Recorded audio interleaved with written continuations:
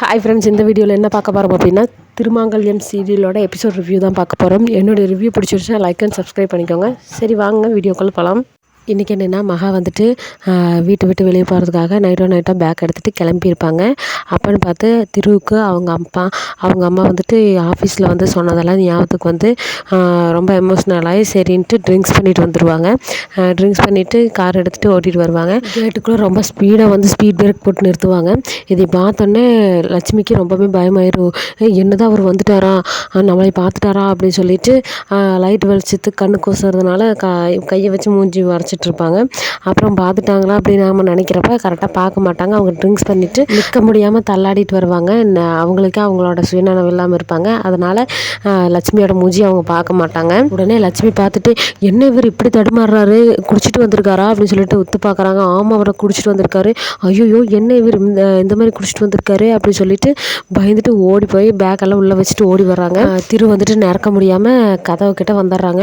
அதுக்குள்ளே இவர் இங்கே வந்துட்டாரா அப்படின்னு சொல்லிட்டு ஓடி வந்து அவர் தடுமாறிட்டு இருக்கிறவரை பிடிக்கிறாங்க. பிடிச்சி நின்றுட்டுருக்காங்க. கரெக்டாக மயிலும் வந்துடுறாங்க. என்னாச்சு மகா, ஏன் திருவு பிடிச்சிட்டு நின்றுருக்கேன் அப்படின்னு. இல்லைன்னா அவர் குடிச்சிட்டு வந்திருக்காரு, அவர் நிற்கவே முடியாமல் நின்றுட்டுருக்காரு, ஒரு கை பிடிங்கண்ணா அப்படின்னு சொல்கிறாங்க. என்ன சொல்கிற, திரு குடிச்சிட்டு வந்திருக்கானா, என்றைக்குமே குடிக்க மாட்டானே, அவனுக்கு இந்த மாதிரி பழக்கமெல்லாம் இல்லையே அப்படின்னு சொல்லிட்டு ஓடி வந்து பிடிக்கிறாங்க. அப்புறம் பார்த்து கரெக்டாக அம்பியாம்மா வந்துட்டு மேலே மாடியில் நடந்து வராங்க.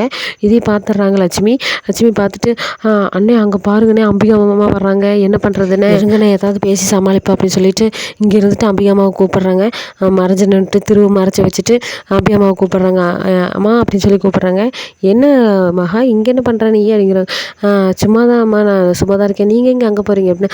திருவு பார்க்கதா அப்படின்னா.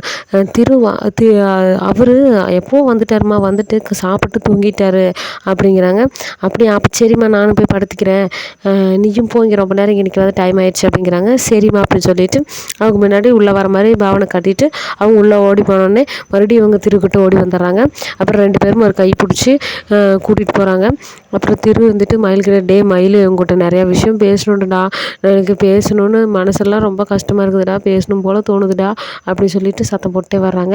அப்புறம் மயில் வந்துட்டு, டே இப்போ மட்டும் எதுவுமே சத்தம் போடாத, இப்போ வீட்டுக்கு மட்டும் தெரிஞ்சிச்சுன்னா ரொம்ப பிரச்சனையாயிரும், எதாக இருந்தாலும் ரூமுக்குள்ளே போய் பேசிக்கலாம், கொஞ்சம் அமைதியாவா அப்படின்னு சொல்லிட்டு 2 பேரும் கூட்டிகிட்டு ரூமுக்கு கூட்டிகிட்டு போய் உட்கார வைக்கிறாங்க. அதுக்கப்புறமேட்டு திரு வந்துட்டு மயில்கிட்ட சொல்கிறாங்க. மயில், டே நான் ஒரு உண்மையை மறைச்சிட்டேன்டா, ஒரு பெரிய தப்பு பண்ணிட்டேன்டா, இது வீட்டுக்கு யாருக்குமே தெரியாதுடா, நான் எல்லாத்துக்கிட்டையும் சொல்லணும்னு நினைக்கிறேன், நான் சொல்ல முடிய மாட்டேங்குதுடா, உங்ககிட்டயாவது சொல்கிறேன்டா அப்படின்னு சொல்கிறாங்க. உடனே மகாவுக்கு பயமாயிருது. ஓ, நம்ம விஷயத்தை தான் சொல்கிறாராட்டிருக்கு அப்படின்னு சொல்லிட்டு இது எப்படியாவது தடுக்கணுமே அப்படின்னு சொல்லிட்டு, அண்ணா அவர் ஏதோ ஆஃபீஸ் விஷயத்தை பற்றி சொல்லிட்டு ஃபீல் பண்ணிட்டு இருக்காரு, நீங்கள் அதை எதுவும் பெருசாக எடுத்துக்க வேண்டாம், அவரை படுக்க வச்சு நம்ம கிளம்பலாம் வாங்க அப்படின்னு சொல்கிறாங்க. என்ன மகா நீ சொல்கிற, அவன் எப்பவுமே இந்த மாதிரிலாம் சொல்ல மாட்டான், இது என்னன்னு கேட்போம் அப்படின்னு சொல்லிட்டு, என்னடா திரு, என்னத்தை மறைச்ச, என்னாச்சு என்ன அப்படின்னு சொல்லி கேட்குறாங்க. ஆமாண்டா, நான் அன்றைக்கி பரிகாரத்துக்காக நான் போனேன்ல ஊருக்கு, அப்போ வந்துட்டு ஒரு பொண்ணு பிரச்சனையில் இருந்துச்சு, அப்போ எல்லோரும் என்னை கட்டாயப்படுத்தி ஒரு பொண்ணு கழுத்தில் தாலி கட்ட வச்சுட்டாங்க, அந்த பொண்ணும் சந்தோஷமாக தான் கட்டிக்கிச்சு, ஆனால் என்னோடய விஷயமெல்லாம் தெரிஞ்ச அந்த பொண்ணு என்னை தொந்தரவு பண்ண மாட்டேன், உங்கள் வாழ்க்கையை நீங்கள் பாருங்கள், உங்கள் வாழ்க்கையில் என்றைக்குமே நான் தலையிட மாட்டேன் அப்படின்னு சொல்லிட்டு அந்த பொண்ணு கிளம்பிடுச்சுட்டா, பெரிய மனசு திறமையாக. ஆனால் எனக்கு தாண்டா கில்ட்டி ஃபீலிங்காக இருக்குது, அந்த பொண்ணு இப்போ எங்கே எப்படி இருக்குதோன்னு தெரியல, ஆனால் அந்த பொண்ணுக்கு பெரிய எதிரியாக அவங்க மாமன் தாண்டா, அவங்க மாமனுக்காக ஓடி ஒழிஞ்சிட்ருக்கு, ஆனால் அப்பப்போ அந்த பொண்ணை நான் மீட் பண்ணுறப்பெல்லாம் பார்த்துட்டு அடுத்த நிமிஷமே ஓடி போயிடுது, என்னன்னே நான் ஒன்றுமே பண்ண முடியலடா, வீட்டுக்கு நான் எப்படி சொல்லி இதை புரிய வைப்பேன், எனக்கு ஒன்றுமே புரியலடா அப்படின்னு சொல்கிறாங்க. ஐயோ எல்லாத்தையும் சொல்லிட்டாரே அப்படின்னு சொல்லிட்டு லட்சுமி யோசிச்சுட்ருக்காங்க. அதுக்கப்புறம் மயிலுக்கு ரொம்பவே ஷாக் ஆயிடுது. என்னடா சொல்கிற, கல்யாணமே பண்ணிக்கிட்டியா, என்னடா வீட்டுக்கெல்லாம் தெரிஞ்சால் ரொம்ப பிரச்சனை ஆயிருமே அப்படின்னு சொல்லிட்டு ஷாக் ஆகி கேட்டுட்ருக்குறாங்க.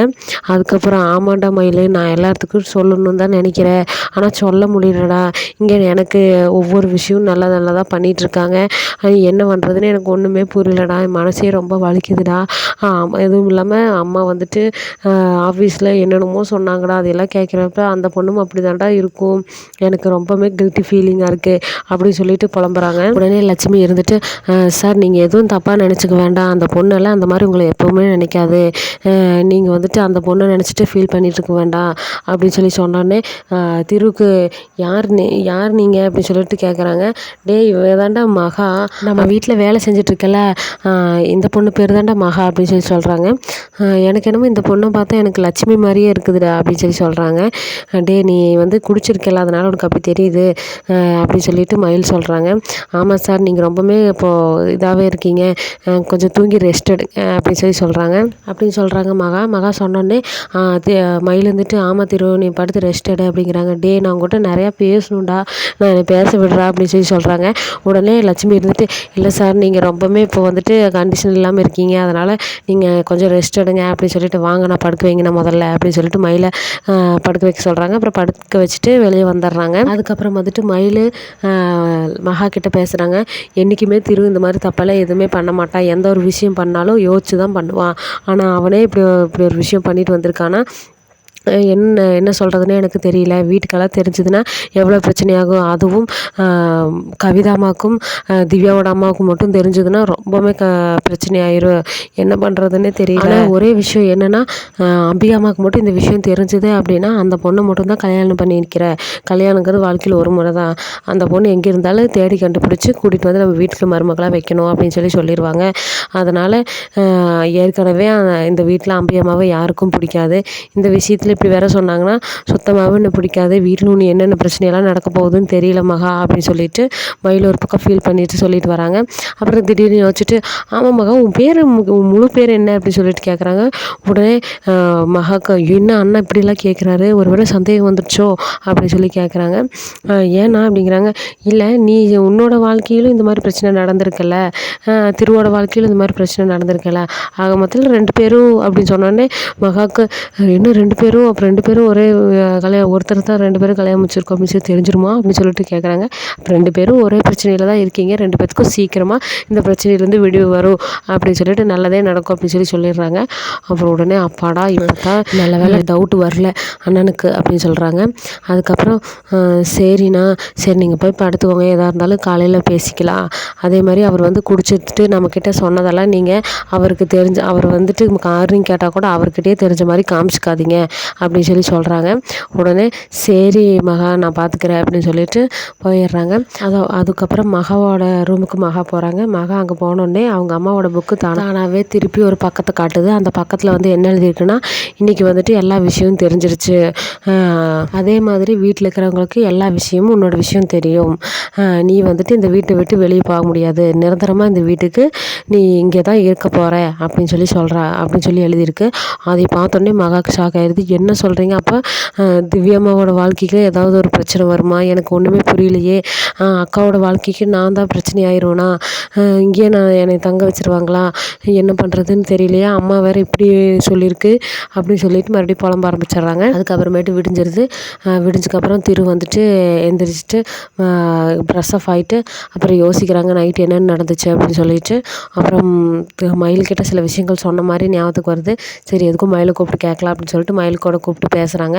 மயில் நான் நைட்டு உங்கள்கிட்ட என்னென்னலாம் சொன்னேன் அப்படின்னு சொல்லி கேட்குறாங்க. ஆமாண்டா நீ என்கிட்ட எல்லா விஷயம் சொன்னேன், நீ வந்துட்டு ஒரு பொண்ணை கல்யாணம் பண்ணிக்கிட்டதெல்லாம் உண்மையாடா அப்படின்னு சொல்லி கேட்குறது.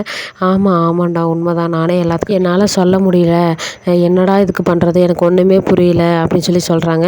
அப்புறம் உடனே மயில் இருந்துட்டு நான் ஒன்று சொல்லுவேன் அதை கேட்பியாடா அப்படின்னு சொல்கிறாங்க. சொல்லுடா, யாராவது கிட்ட சொன்னால் இதுக்கு ஒரு விடை கிடைக்குமோ நினச்சிட்டு இருந்தேன், நீயாச்சும் சொல்லுடா அப்படின்னு சொல்கிறாங்க. டே கல்யாணம்ங்கிறது வாழ்க்கையில் ஒரு முறை தான் ஒருத்தருக்கு, உனக்கு வந்து ஏற்கனவே அது நடந்து முடிஞ்சிருச்சு, மீண்டும் வந்து கல்யாணத்தை பற்றி பேசுகிறது தப்புடா, ஒரு பொண்ணோட வாழ்க்கையில் விளையாடக்கூடாது அப்படின்னு சொல்கிறாங்க. சரிடா அப்புறம் என்ன பண்ணட்டும், நான் ஏற்கனவே திவ்யாவை லவ் பண்ணிகிட்டு இருக்கேன்லடா, திவ்யாவுக்கு என்னடா பதில் சொல்லுவேன், எனக்கு அது ஒரு பக்கம் பயமாக இருக்குது, என்ன நடக்க போகுதுன்னு ஒன்றுமே புரியலடா அப்படின்னு சொல்கிறாங்க. சரி விடு, அடுத்து என்ன நடக்குதுன்னு பார்க்கலாம் அப்படின்னு சொல்லிட்டு மயில் ஆறுதல் சொல்கிறாங்க. அதோட எபிசோட் முடிச்சிருது. என்னுடைய ரிவ்யூ பிடிச்சிருந்துச்சா லைக் அண்ட் சப்ஸ்கிரைப் பண்ணிக்கோங்க. தேங்க்யூ.